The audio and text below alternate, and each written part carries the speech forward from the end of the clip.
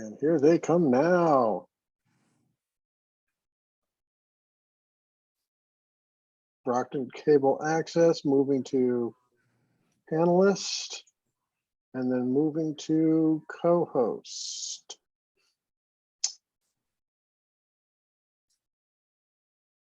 There he is. There they are, excuse me. 1 second.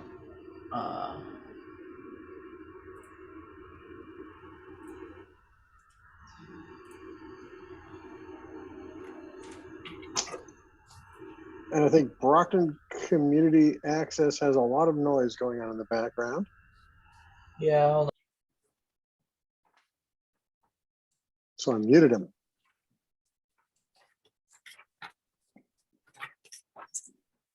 on. Okay, Sorry, Madam. 1 second. No, I just muted you, so.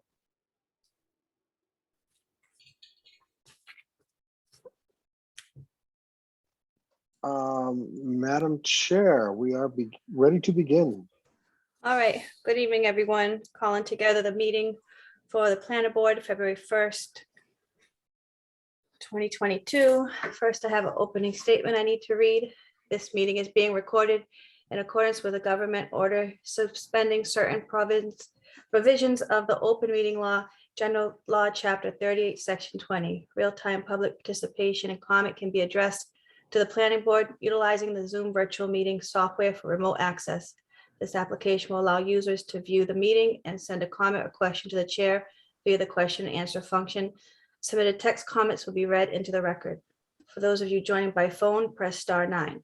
If you want to ask a question, please raise your hand. A copy of this recording will be on the city's web pages. All votes will be done via roll call to ensure account accuracy. So we have Larry Hassan, Here. Corita Das, Present. Samantha Boyce, Here. and James Sweeney, Here. and Tony Gonzalez present. We have Chief Williams with us, Rob May, Director, and Pamela Gurry. Okay. Start with the review and acceptance of the minutes from the previous meeting.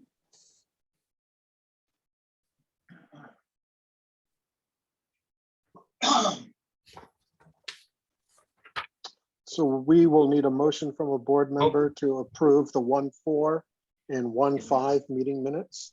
Motion to approve review and acceptance of the minutes of the meeting from January 4th, 22 and January 5th, 22. Second. Okay, roll call, Larry Hassan, Yes. Corita Das, Yes. Samantha Boyce, Yes. James Sweeney, Yes. Tony Gonzalez, yes. All right, before we continue, just wanted to make note that there's a few continuances. So we have 6870 Field Street continued to March 1st. That's returned to ZBA. We have 15 Rutland Square. Site plan approval continued to March 1st. And 172 Route 55818 Belgravia Ave. Definitive subdivision request for continuance till April 5th. Is that all the continuance, Pam? It is. Okay. Thank you. And now the A&Rs. There are two. The first one is a parcel off of Pleasant Street. It's a vacant parcel, so there's no address to it. And it's on the corner of Prospect Field and Pleasant. And they're looking to divide off the property into two parcels, one which will face on Field Street and one that'll remain off of Pleasant Street. It's commercially zoned, so they're allowed to divide it down however they see fit, but they will, if they want to use it for anything but commercial, it'll require a zoning variance. Okay. Is there a motion? Motion to approve A&R plan map 43 plot 231 Pleasant Street lots A and B. Second. Second. Okay. Roll call, Larry Hassan, Yes. Rita Das, Yes. Samantha Boyce, Yes. James Sweeney, Yes. Tony Gonzalez, yes. Okay, the second one is the property is in Abington, except for actually the two slivers of property that you see there that are in Brockton. And they are tiny little slivers. And what he's done is he's divided the sliver into two halves. One which will be on one property in Abington and one which will connect to the other property in Abington. There's nothing you can do with them in Brockton, but again, So we're charged with the sliver in Brockton. correct. Don't worry about Abington. No, there'll be houses in Abington, but that sliver in Brockton's going to be combined with Abington. Okay. Well, different one. Is there a motion? Motion to approve A&R application map 178, lot 381, North Quincy, lots B and C. Second. Okay, Larry Hassan, Yes. Rita Das, Yes. Samantha Boyce, Yes. James Sweeney, Yes. Tony Gonzalez, yes. Thank you. There are no lot releases, no street acceptances. No, I will need you guys to come in and sign these. Okay. Sure, ma'am. And when's a good time, Pam? Are they ready to be signed? Yes, they'd be ready to be signed tomorrow. Okay. I can be in either tomorrow or Thursday at the latest. Okay, thank you. Swing in tomorrow. Thanks, Pam. Awesome, thank you. All right, thank you, everyone. So next, we need a vote on the adoption of Levitt Brook Master Plan. This is the presentation we heard, I think, was it January 6th? Fifth. Fifth. All right, is there a motion? Motion to approve Levitt Brook plan? Second. Larry Hassan, Yes. Rita Das, Yes. Samantha Boyce, Yes. James Sweeney, Yes. Tony Gonzalez, yes. Thank you. Thank you all, board. You're welcome. Moving right along, the first applicant on the agenda is for a site plan approval, 1208 Montello Street, 24-unit residential building. Is that just Scott or who else is joining us? I believe our Matt, the owner is, here he is, he's here. I believe he's on the phone, I think. Could he raise, no. Is he?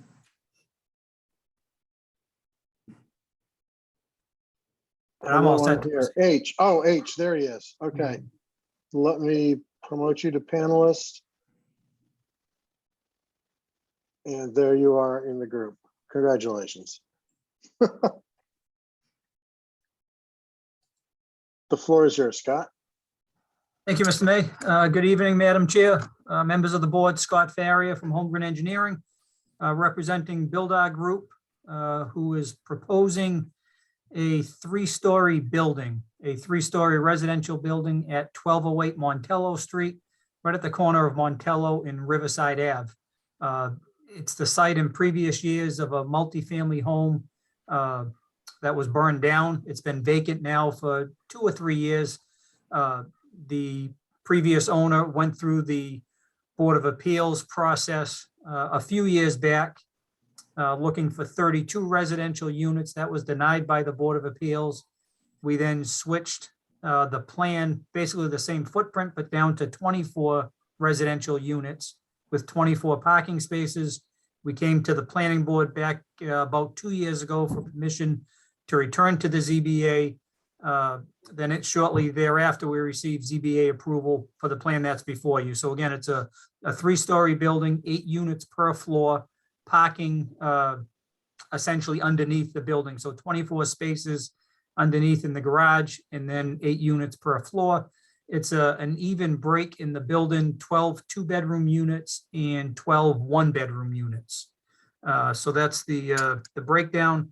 The 2-bedroom units are about 1,200 square feet apiece, a little bit plus or minus on some of the units, and the 1-bedroom units are about 750 square feet apiece. As you folks know, it's right down the street, a couple hundred feet for the Campello T station. So that's obviously a good thing we feel like for the community, and certainly for the developer at this point to have people that are close to the T and that'll be using the public transportation in and out of Boston. As you can see on the plan, it's about a 15,000 square foot lot. With our design, it's just about all taken up by the proposed building, a little bit of green space to the side of the building, closest to our Montello Street property, our Montello Street abutter. There is a separate parking space for delivery vehicles off of Montello, as the planning board and the ZBA have both been looking for on these type of projects. So we do have that separate delivery space. We have an on-site drainage system that'll handle any increased runoff from the roof. That'll be basically under the garage. A leaching system that'll take care of all of the increased runoff from our project. All other utilities are available in Riverside Ave, Madam Chair. As part of the construction, we are rebuilding the sidewalk in front of our building on Riverside Ave. The handicap ramp at the corner of Montello and Riverside, I believe, is fairly new. So we're basically picking up from the handicap ramp, going down Riverside to our frontage. So that'll be an entirely new sidewalk. I think that's really it, Madam Chair. That's a quick breakdown of what we're looking for. I'm gonna open it up with a question. You said the sidewalk down Riverside. What about the sidewalk down on the other side of the street? That one's in really bad shape. Would that be, Rob, would that be part of this applicant's responsibility or the city's? When you say on the other side of the street, do you mean the other side of Riverside? Well, no, on 28. On I'm looking at Montello? Montello, right? Yeah. Well, I don't think you'd want to leave that looking that way, Scott, right? Do you want to pull up your plan? That'd be helpful. it's always a loaded question, Madam Chair. I'll try. If Rob gives me permission, or he can just do it for me You like he should usually have does. permission, but I will do it. Give me of the embarrassment. Exactly, Thank exactly. you. Love an honest man. Yes. So I think sheet C4A probably shows it a little bit better, Rob, just to get rid of the plantings that. So we do have just that small section, Madam Chair, right in front of our building that's existing, yeah, right there, that existing Bitconk sidewalk that we're planning on keeping. As I said, the handicap ramp right around the corner, that's fairly new and is concrete and is in good shape. The Bitconk sidewalk right there that we're keeping, it's actually in pretty good shape as well. That's why we were keeping it. The one on Riverside is a little bit broken up. That's why we were hoping to replace that. But that's certainly, we'll take any input that you folks have on that issue, Madam Chair. From what I'm looking at, it's in bad shape. The one along Montello. On that side. Yeah. And I don't see okay. You know, Madam Chair, it would make sense to just completely wrap the corner. Okay, thank Yeah, you. It's only, Any other, it's probably 75 feet or so, Madam Chair. So, once we put our driveway into that, for that loading space, yeah, it's 70 or 75 feet. So you're probably right. It's probably worth just redoing it at this point. all right, thank you. Questions from the planning board members?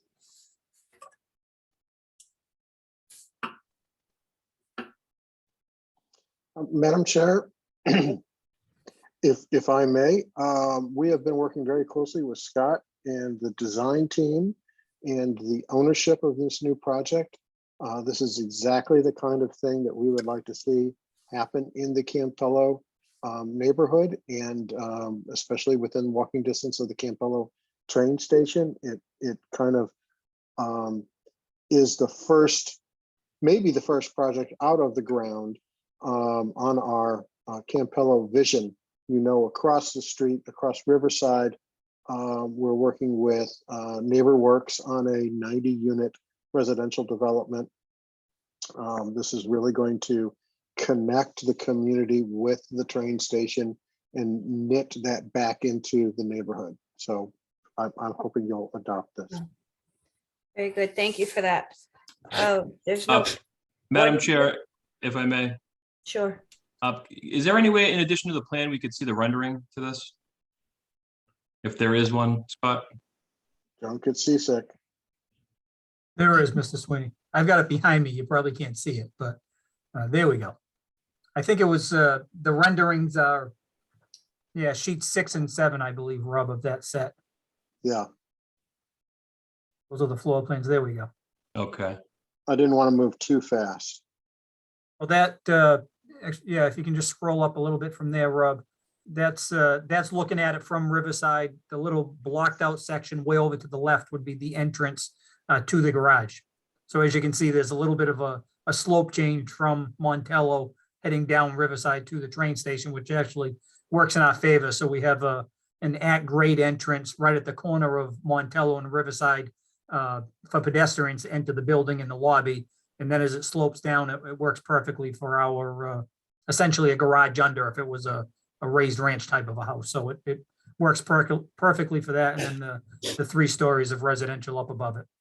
Scott, is that considered the podium parking there? It's a partial podium. Yeah, it's Simply because it's partial underground. right. So it would be considered a podium if it was all above ground. Okay, So it's like just a grade. 75% above ground. So I'd Yep. call it partial. Thank you. Other Thank you. questions from the planning board? Yes, Madam Chair, actually I have a question. Hi, Scott, really quickly. Good evening. I know that you were working with the city engineer on this. I know that the city engineer had some recommendations. Can you sort of talk a little bit about those recommendations and what you did to sort of fulfill those recommendations? Sure. You know, most of the changes, you know, that we come up with the city engineer through this process are kind of technical in nature and really, you know, don't show up all that well on the plans. But if we flip back to sheet number C4, one of the questions that the city engineer had and one of the suggestions he had, we have sewer lines and drain lines that cross over each other. So the city engineer wanted us to propose where the pipes cross each other to be ductile iron as opposed to a PVC pipe that we would typically have. So we made that, yeah, that's perfect right there, Rob. So right inside the building where we have our underground infiltration system, you can see the drainage and the sewer cross each other as you continue down towards the exit of the garage, Rob. Yep, right there. You can see the sewer and the drain are kind of right on top of each other. So in that location, they're crossing each other. The city engineer wanted us to go with ductile iron, which is labeled 6-inch DI for the pipe. So we made that change. A couple of other items that the city engineer had were just some clarifications on the grading for the sidewalk at the rear of the building, just to make sure that the cross slopes and the down slopes on the ramps were within ADA requirement, which is a 2% cross slope and a 5% down slope. So he just wanted to make sure that we had enough spot grades on the plan so the contractor would be able to handle that. The other thing that we've been working a lot with the city engineer on are the driveways into these properties. Where before, a lot of places in the city, you would see a sidewalk that went down a handicap would go down from the sidewalk. You would cross the driveway, then go back up a ramp to get back to the sidewalk. Now, as you drive around, not only Brockton, but a lot of the biggest cities around the area, the sidewalk itself goes straight across the driveway level. There is no ramp down or ramp up. And it's the actual driveway itself that ramps up off of the edge of pavement. So that area that Rob is highlighting right there where the sidewalk is will be level straight across. There is no ramp for the wheelchairs to have to navigate. So it's a little bit more of a, I think, a modern design in what most of the planners are going with in urban areas. So we've made that change on this plan, and we're trying to incorporate it into all of our plans as he suggested. So those were really the two major items that were requested that we've been working with the engineering department to rectify. Thank you, Scott. And is there Thank you. anything that's outstanding that we should know about? No, we're just waiting for his final blessing. I met with him last week. We went over those couple of items that, again, those sloping issues on the sidewalk. Really, that was it, just that piping issue and in the sloping situation. So I think that's it. Thank you. Madam Chair, if I could, Sure. one of my favorite questions, exterior lighting, is that building gonna have any on that at night? Yeah, we do have, I believe the architectural plans call for downward lighting. You can see them on the plans.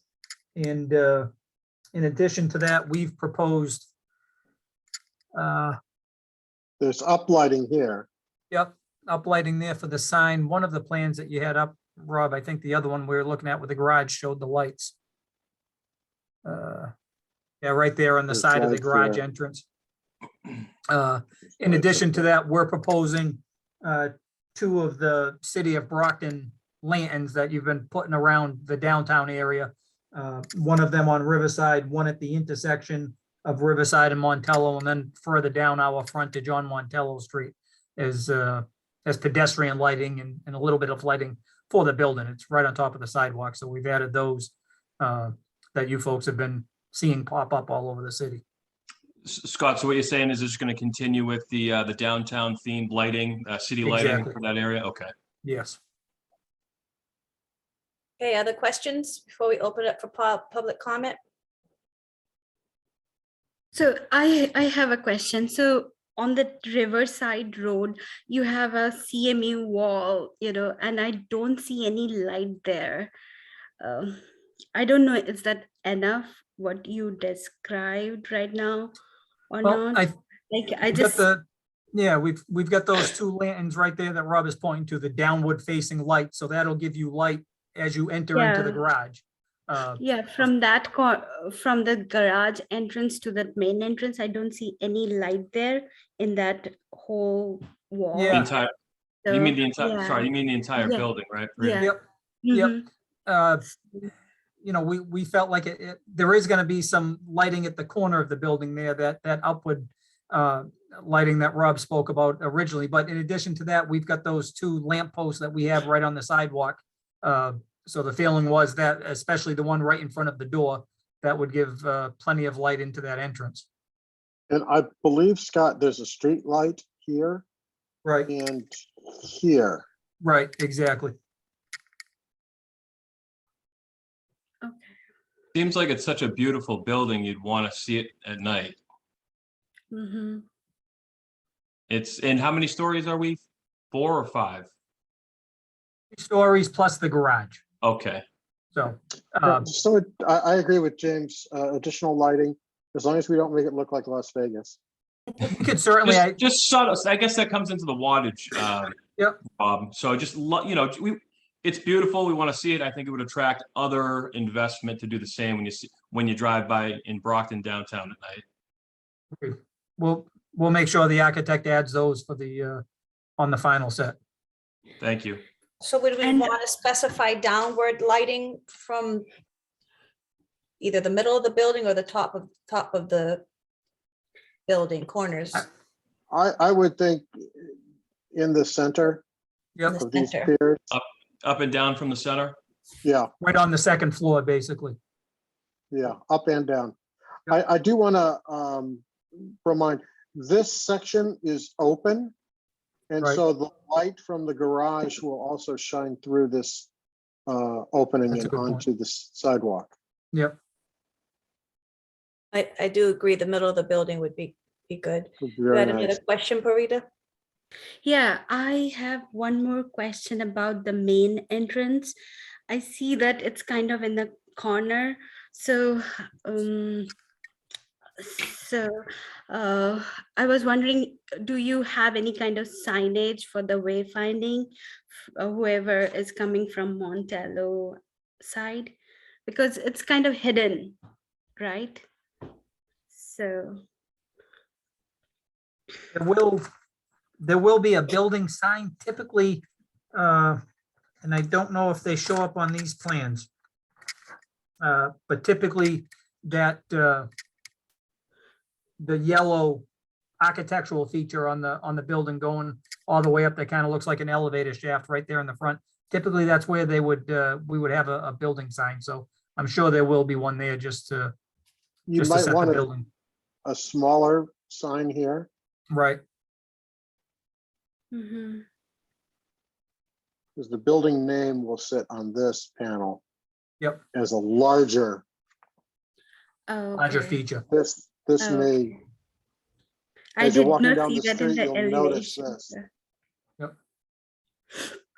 Got it. And where is the transformer? I did not see the In the transformer. back of the building towards, sheet 4 or 5 would show that, Rob. There we go. Yep.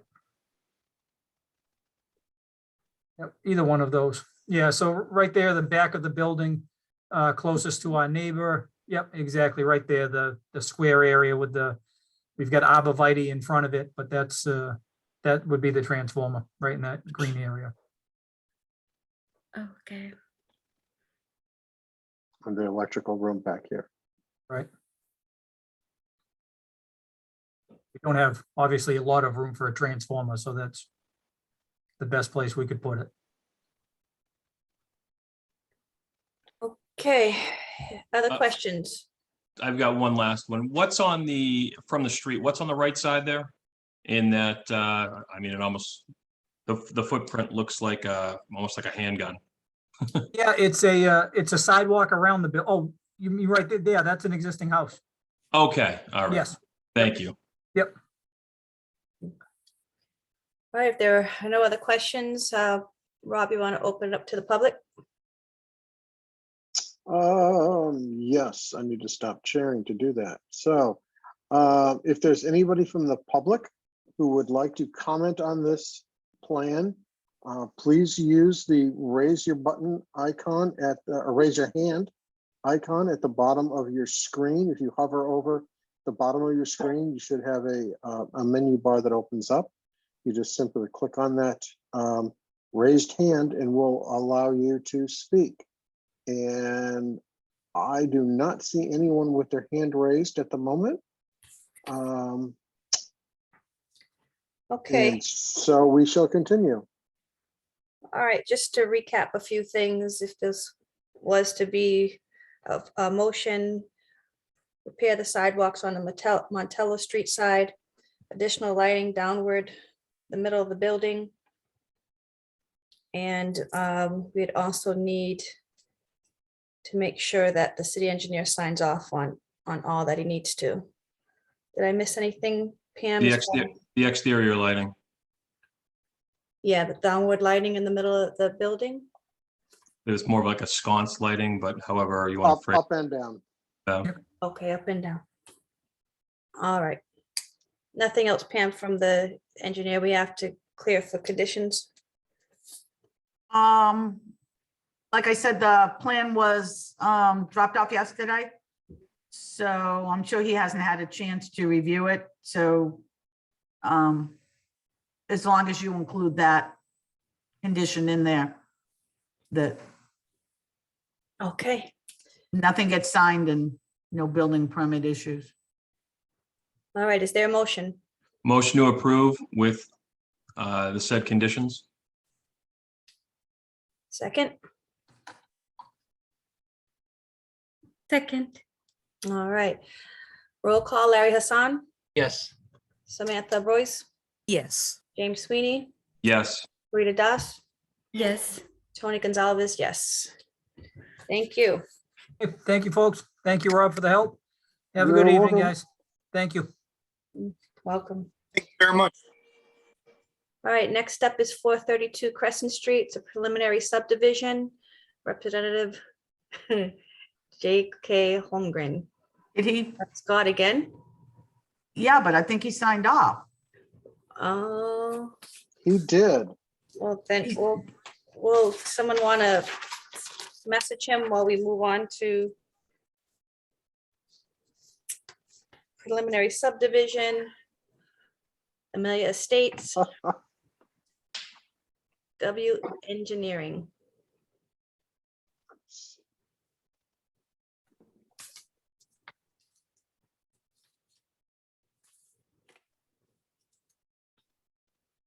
Are they here?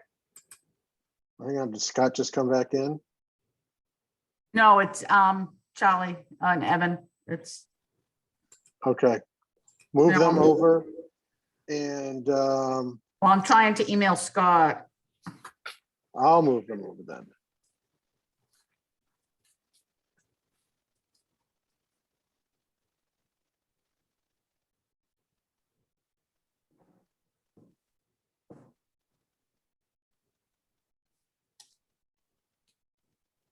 And they have moved in. Yeah, can you just? Oh, you know,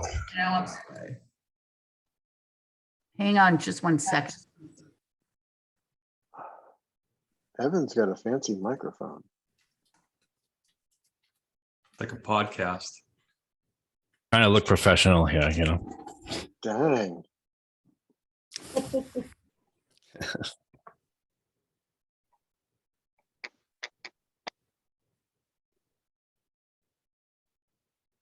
I'm gonna have to get the gas fireplace behind me though.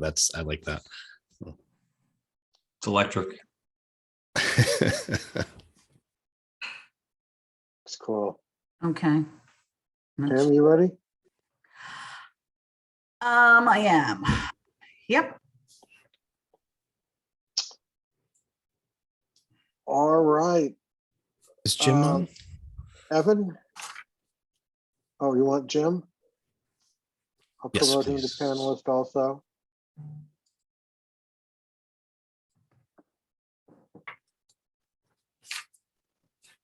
And who is presenting? I think Jim was gonna start off just to introduce what we're doing. Yeah, Madam Chairman, Chairwoman, and members of the Planning Board, thank you very much. Attorney Jim Burke, I represent, pleased to represent Charlie Macy, and he is the developer of Amelia Estates, a project that you are extremely familiar with. Charlie has met a number of times with the members of the Planning Department, and he has modified his plan based on suggestions that were mutually reached, and he thinks he's got a more beneficial plan for development of Amelia Estates. And I'd like Evan to please identify the changes for you in this request to be allowed to return to the zoning board. Very good. I'm going to share my screen. Again, Evan Watson here with W Engineering, also representing the applicant. Is my screen being shared just to check that? We have the plan. Yes, it Yes. is. Okay. Okay, so here we have Amelia Estates, this time shown with 18 lots with the reduced frontage. Should be noted that we do have quite a few lots here that actually do comply with the 175 feet of frontage. We have 1, 2, 3, 4, I believe there's 5 in here, 5. And so what we've also done is we have a couple things to address. The design of the road, we don't need to change at all. None of the drainage, none of the grading, none of the profiles, everything stays the same. The access road here and the cross-project water easement, that stays in exactly the same spot. The only difference we would have to do is change this drainage pipe. You can see here, we had it over, whoops, excuse me. We had it over to the right a little bit along this property line. And now when the property line comes in, we can just move the pipe. And that's it. The great thing about this new alignment here, as Attorney Burke was saying, is some of these lots, they actually get a little bit better. You can see in the original plan, we have some lots that tail off behind one another. And the geometry of the lots, especially in this zone, aren't that great because we're chasing some of that area. So when we look at the new revised plan, the lots are much more uniform. The lines essentially come straight back. So this plan fits, we had the same style house that we were showing before. It fits with the other projects in the area. And we think this is a good project and be happy to take any questions. Okay. Open it up to the planning board. Madam Chair, if I could. So this, by downgrading the number of lots, are we providing better alleviation for the drainage? So yeah, the drainage system was designed with this number of lots in mind. Actually, I had 20 lots in mind. So having the 18, the drainage that's provided will be able to handle that, no problem. Okay, thank you. Other questions?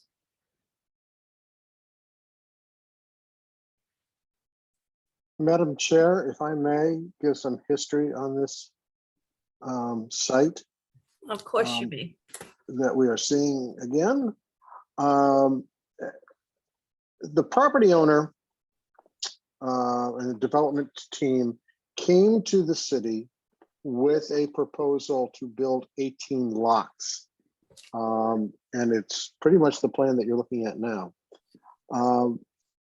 We had been told by our city solicitor that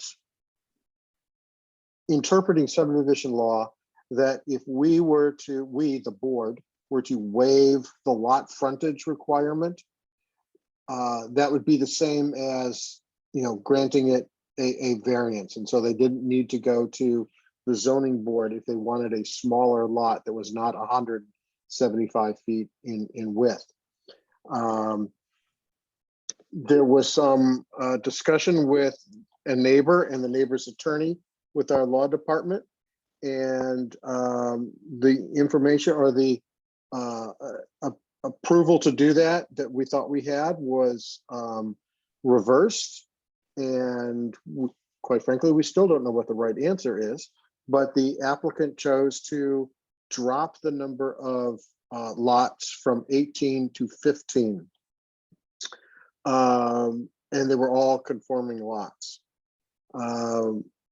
You may remember that after a couple of weeks, the planning board eventually approved these, including a waiver on the length of the road, which our subdivision regulations say that the road can't be more than 600 feet.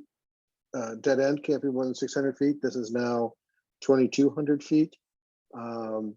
But in the rigmarole of going back and forth between the 18 and 15, the developer obviously has lost some ability to recoup their expenses in putting in the road the gravity, or not gravity, but the ejector pumps for the sanitary sewer.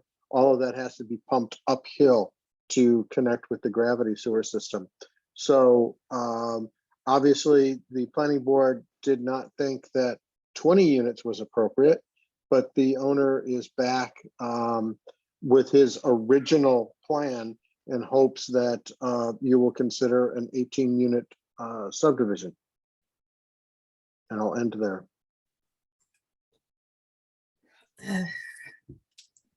So we're still faced with the same issue. not enough frontage, no hardship.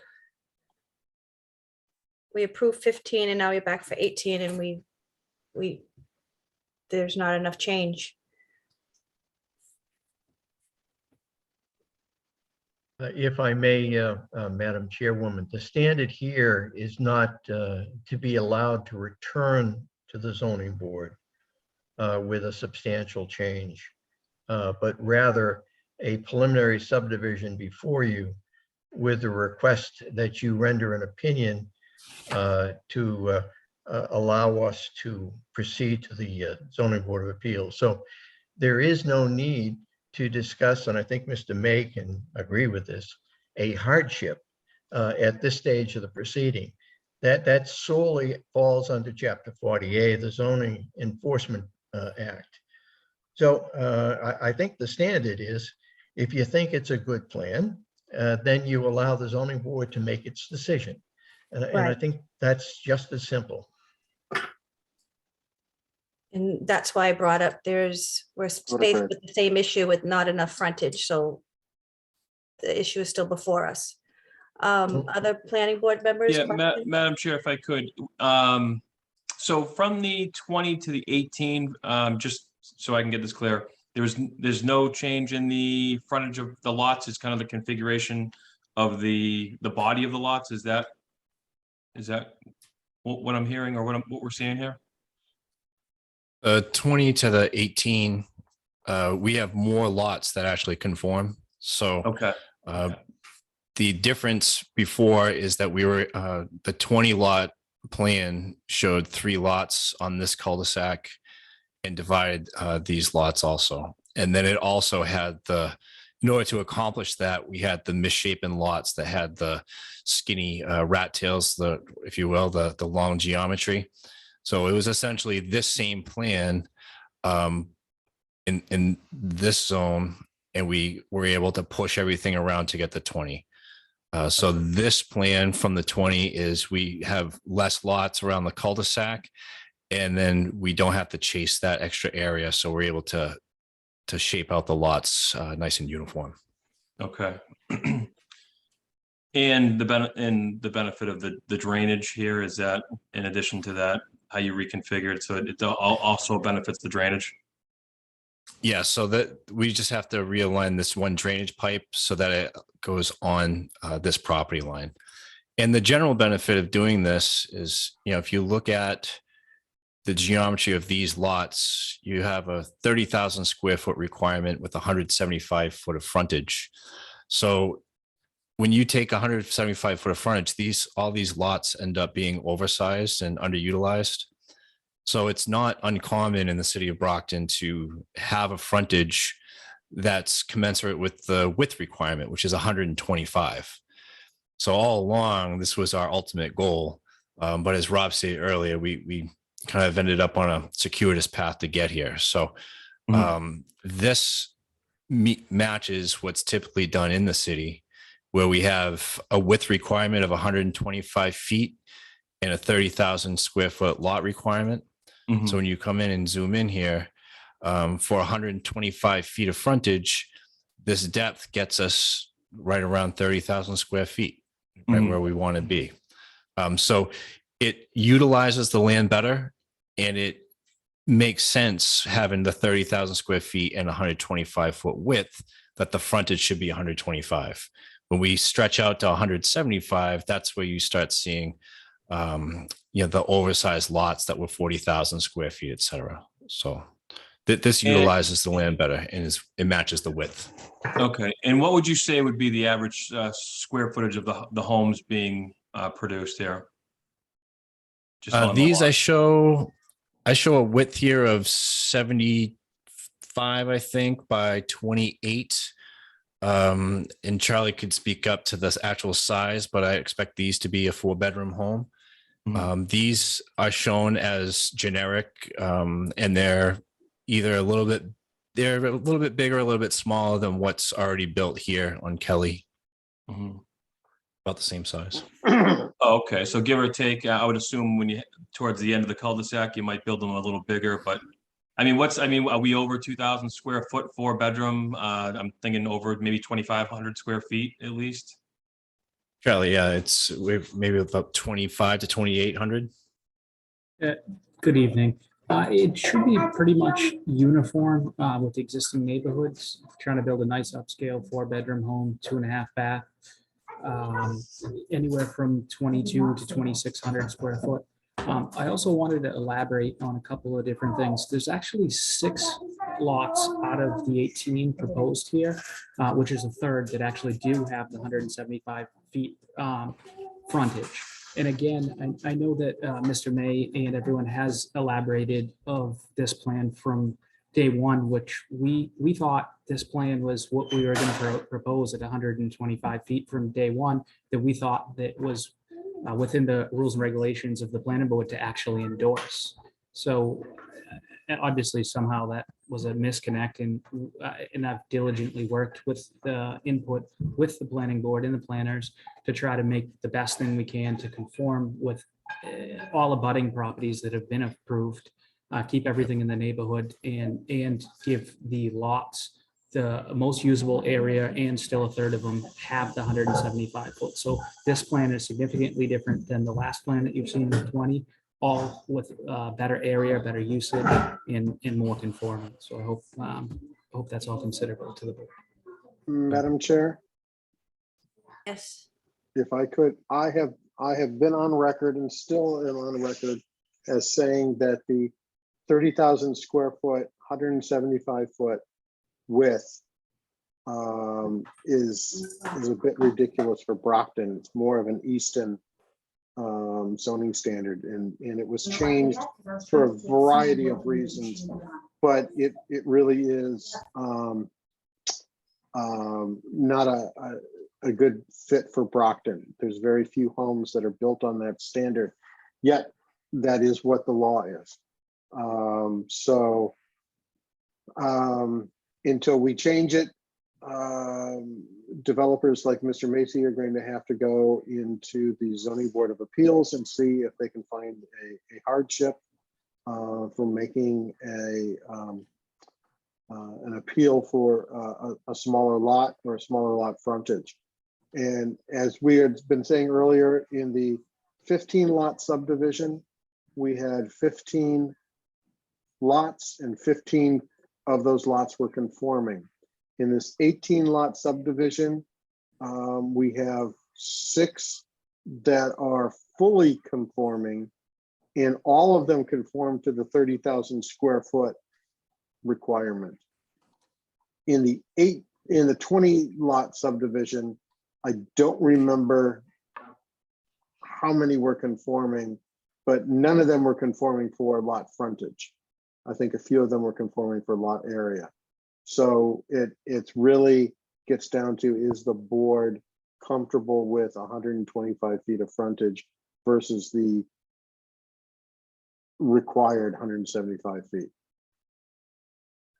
Madam Chair, if I could, just seeing the size of the structures, I don't think they'd, I'm not foreseeing an issue, but Chief Williams is on with us. Does he foresee any public safety issues with this, as far as frontage and how close the structures will be? No, I don't see any problem with are you hearing me? Yep, Yeah. I got you. Okay. I don't see any problem with the frontage sizes. The one thing I'd like to see on the drawing is a representation that all these buildings will be sprinkled, as we agreed in the past. But the frontages, I don't think are a problem. In my personal opinion, 125 feet is big enough for these luxury houses up there. So that's right. They're all going to be sprinkled too? That's right. Okay. Thank you for that. Other questions? So for the lot 12 and lot 11, so half of the lot will be used for the retention pond, right? That's right. So it's right now you're showing it's 1.1 acre, but it's there's an easement, right? And you have a fence right there, right? So Yes. So we have a detention pond with a fence to indicate where the easement is. That's right. And if you look at some of the complying lots, the backyard is about the same. It's maybe a little bit shorter. Lot 11 definitely has area that's similar to some of these other lots. Lot 12 is probably the smallest, but it's not too far off from 13 and 14, which are, have no easement on them either. Mhm. And is there And a this is a gate? little, oh, I'm sorry, go ahead. So I was wondering, is there a gate to enter that area? Yeah, so this Right. plan, keep in mind, is not a design plan, it's a preliminary plan. So once, if we go over to ZBA and we are granted a waiver of frontage, we would update the full plan set that you're familiar looking at, which would indicate the gates and all the widths of the access road, et cetera, to modify the subdivision. So but to simply answer your question, yes, there will be a gate.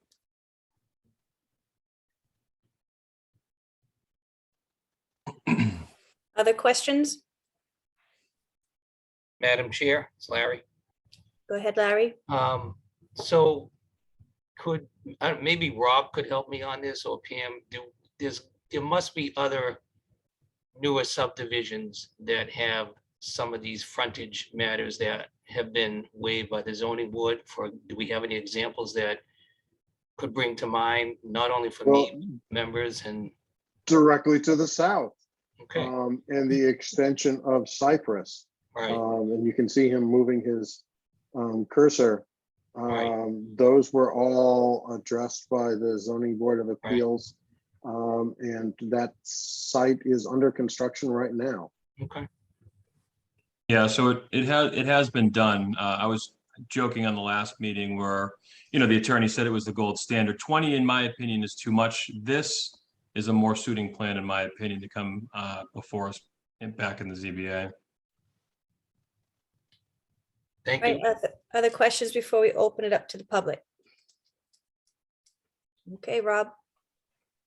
Ladies and gentlemen, if you'd like to address the board, if you could use the raise your hand function at the bottom of your screen. If you hover over it, a little menu will pop up and you'll see a raise your hand icon, and you just press that and you're ready to go. And I do not see anyone raising their hand at this point in time. I do want to remind the board that this is a preliminary plan. It's not final. If they are granted zoning relief, they will come back to us with a full set of plans. And as far as they do not make any major modifications and come back with something with a whole bunch of tadpole tails, we should be able to accept it without too much issue. Okay, Madam Chair, may I ask a question? sure. There are 3 hydrants I can see on the plan, or is there more? I don't think I labeled them on the plan, but I have at least one at the end of each cul-de-sac and one at the access road to the drainage basin. And then there is one at the end of Westbury Road. Okay, I missed the one at the road to the drainage basement, drainage easement then. My thought process is from the road that comes in from Chilton, where you go out towards Rockland Circle, that's what, about 900 feet? I'm sorry, so I'm sharing the screen again. So you're saying Westbury Road here? Yes, from Westbury to the end of the cul-de-sac, up towards Rockland to the west. What's that distance? I don't have it on the plan, but it's probably about 900 feet, sure. We got a Yeah, hydrant so- here at the end, one here, and then I think I was playing one here. Right, so we carry 800 feet of hose. We might just want to put one in the middle of that stretch of roadway there. And then the only other comment is the hydrant that's in the cul-de-sac at the top. If we could just put that off to a 45-degree angle, because the plows tend to just push all the snow straight forward when plowing the streets at first, and then we bury our hydrants and we never see them again till spring.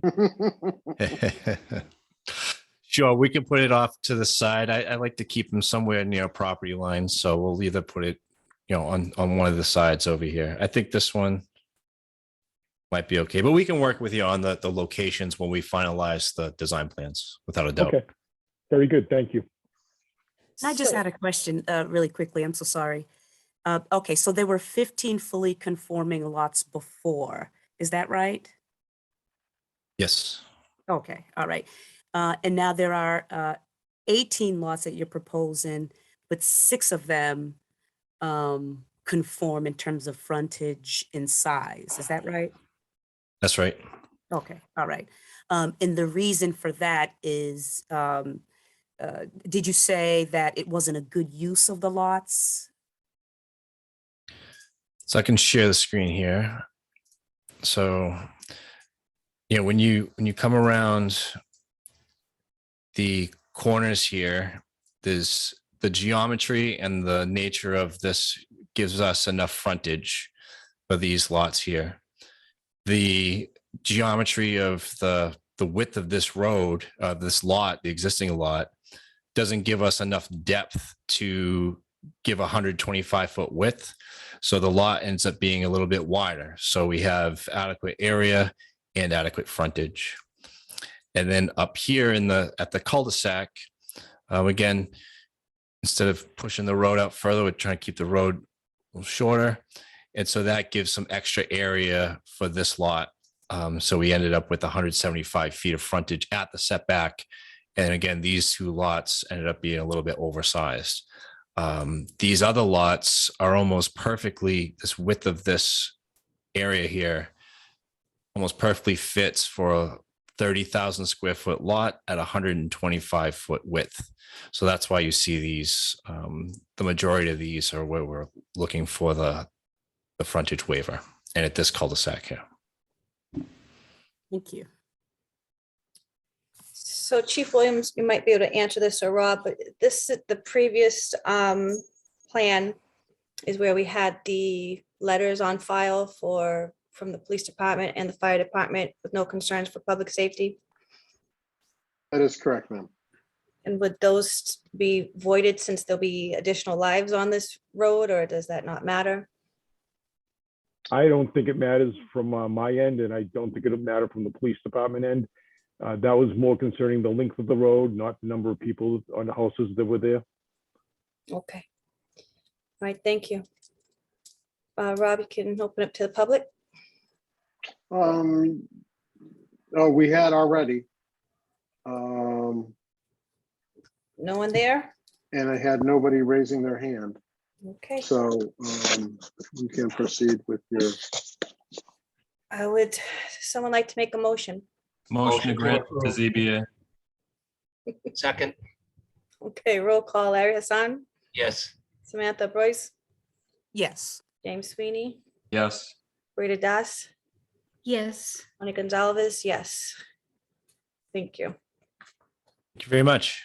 You're Thank the welcome. board for its consideration. Have a Thank good you. night. Have a good evening. All right, so we're back Scott to is Scott back. Flanagan? 432 Crescent Street. Scott, you ran away from us. Darn. Yeah, I did. Okay. Yeah, I can Sandwiches see the waiting for me subdivision at plan. Giorgio's. They're getting cold now. But wait, there's more. Not fast. All right, is there a plan for 432 Crescent Street?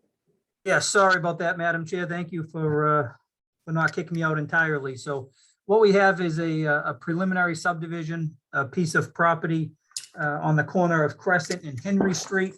Kind of a oddly shaped parcel of land. It's on Crescent Street, a little bit of a mixed zone, mostly multifamily homes. Across the street on Crescent Street, there's a couple of commercial units, but it's essentially a multifamily neighborhood. So what we're hoping to do is to get preliminary approval tonight so we can go to the ZBA and then come back to you folks for a definitive plan.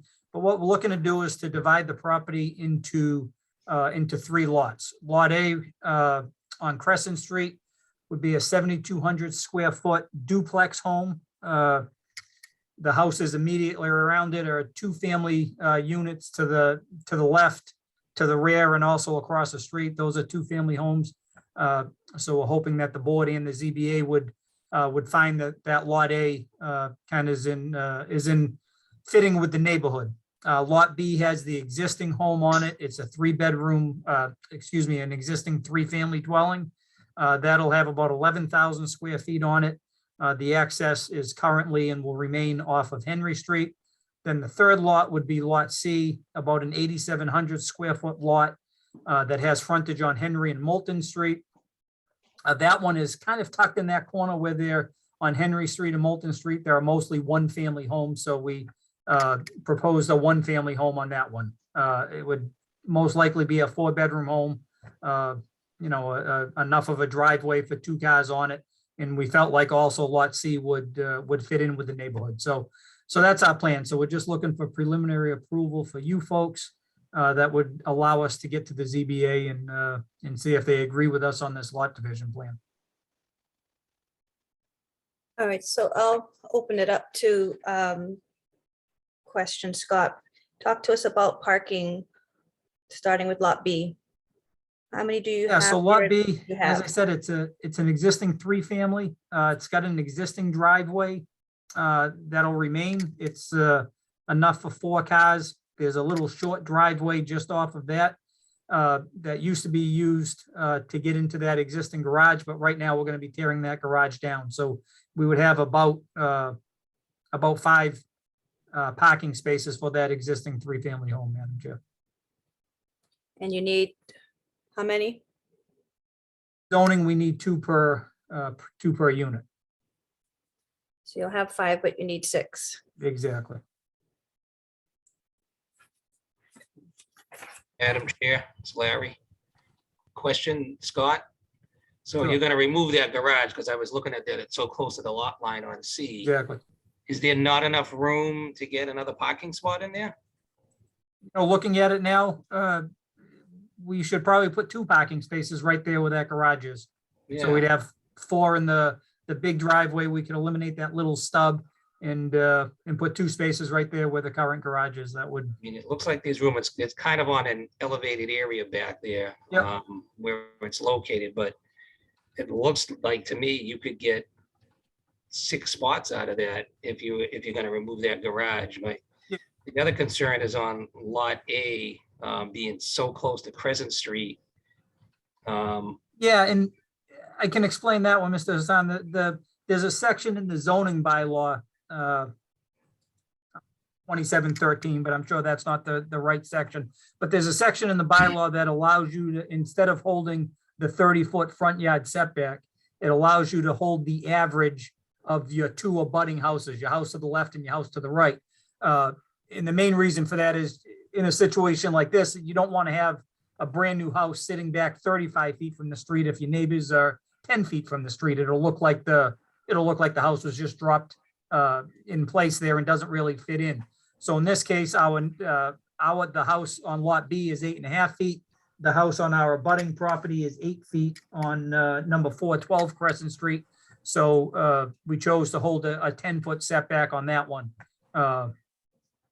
Again, where we're going for a variance, whether or not that section of zoning, whether the building inspector would agree that section of zoning still works for us where we're dividing the property. But either way, we would be looking for relief from the ZBA just to cover ourselves on that end. But that was the thinking behind it. And to be honest with you, that section of the lot is it's less than 70 feet wide. So we wouldn't be able to hold the 30-foot front and a 30-foot rear and be able to fit a house. So that was the main reason for putting it at that location, sir. Okay, I was just wondering even to move it back 10 feet, it wouldn't make sense, or is that so? Because zoning is probably gonna ask about that. It's, yeah, I guess it comes up to a preference. We could certainly, if we moved it to 20, then we would have 20 20 in the front and 20 in the rear. It's one way to look at it. If you're going to allow this plan as it is, what's one more variance to the rear yard of Lot A, to be honest with you? So we could certainly look at doing that, make that adjustment to the ZBA plan, as you suggest, and have the 20-foot front and the 20-foot rear, and we can just add that variance request to our petition. I mean, it's just a thought, just something, the way I'm looking at it, they're just so close to Crescent Street. I mean, Lot C, even, I mean, it's a single family home, so just looking at, no, I can see that. Okay. I don't really have any other particular questions. I just think that, again, if you're removing that garage, I think you should be able to get 2 more spots in there. And if you Agreed. move in the duplex, the proposed duplex back, it might be easier, but that's just my thought, my opinion. I think they're Thank you, good thoughts. Scott. Thank you. Thank you. Yep, Madam Chair, if I could, yeah, it does seem tight for parking, considering these are multifamilies, not single. Sure. Single family, not as much as a concern as opposed to Lot A and Lot B. Those suggestions are good, but it's gonna seem, it's, I don't know. I guess my point here is it just seems tight. Right. Lot A is what? I can't tell. What are you proposing for Lot A, Scott? That would be a duplex, Duplex. your typical Oh, side-by-side duplex with a, a drive to the left for the left-hand unit and a drive to the right for the right-hand unit. I have How to.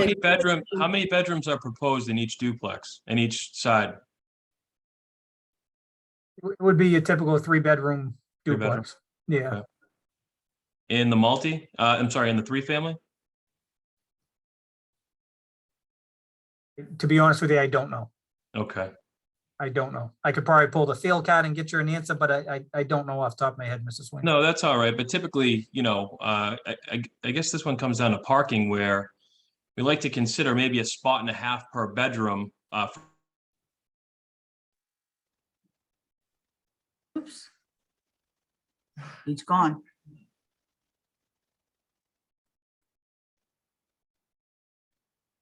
I have. Yeah, I think he froze. Oh, he's back. Okay. Scott, you with us? No, I thought Jim was speaking. Jim was speaking. Jim was gone. Oh, Not the only one with technology, who's Madam Chair. Madam Chair, it's Larry. he was saying, 1.5 parking Yeah. per bedroom, which I have to agree with him. It is a lot to throw in this small property. It's always the problem we come up with the ZBA. The zoning requires 2 per unit. Obviously, if you've got 4 bedrooms, there's a likelihood that you're gonna have more than 2 cars for that 1 unit. So it's always a tricky situation. And of course, we don't want to necessarily have giant parking lots in residential areas. So it's tough to find the balance between what the zoning requires and what you really need in the real world, I guess. Right, I understand, but does seem to be like we're trying to cram a lot into a small area and then backing, trying to pull out of these houses where there's not much frontage onto a very busy Crescent Street.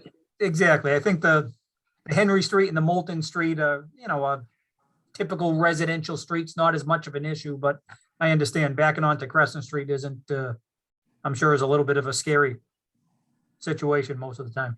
If you downsize this project, would it give more space and room to consider safety and parking and compliance?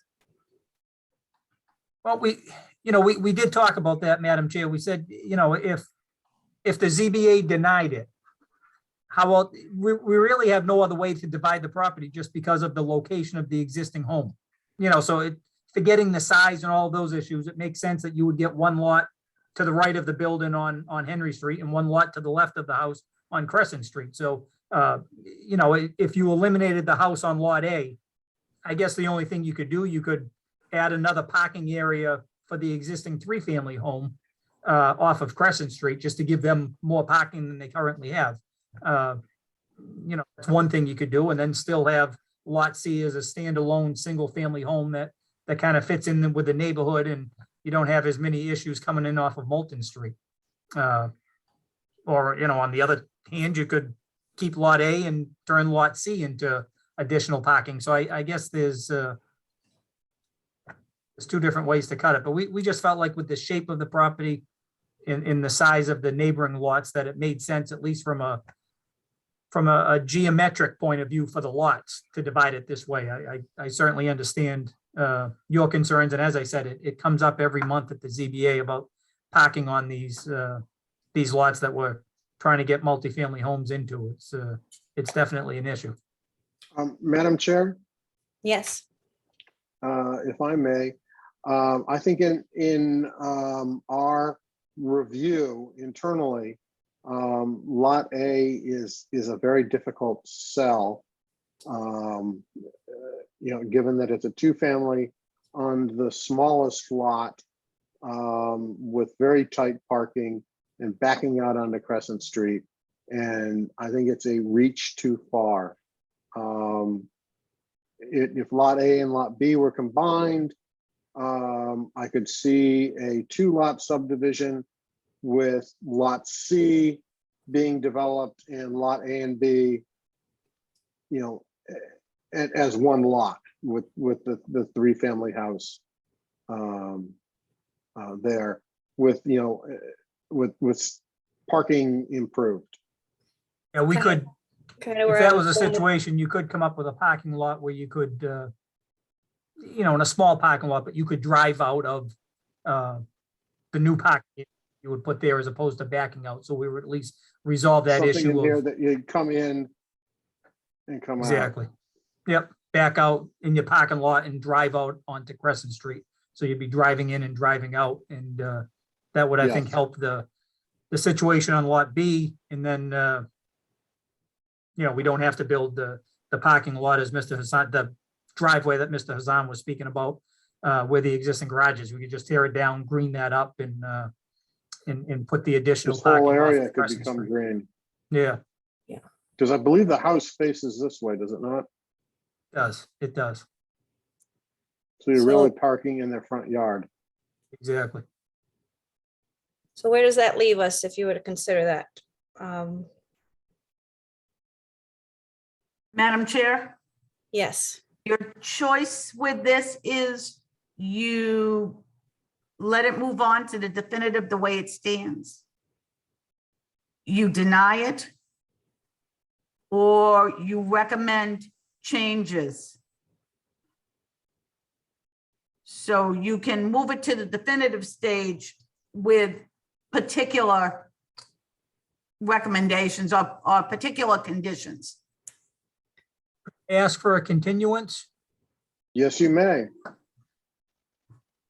It's out with my client, as opposed to get, obviously, we don't want to get a denial, and I'd rather not go to the ZBA with all of these questions and you folks never seeing the plan that I'm going to bring to the ZBA. At least if I get a continuance, I can tune this plan up tomorrow, get it in time for your filing deadline of Monday to get on to the March meeting, and we'll take into account all the suggestions that have been made and have a plan that everybody hopefully is happier with in March, and then we can proceed to the ZBA after that. So you're I, continuing from the ZBA? I think we'll have to at this point, sure. I mean, there's no doubt we have to. We can't get to the ZBA without your approval, so that will, we'll have to definitely table that for this month. I think that's a good plan, Scott.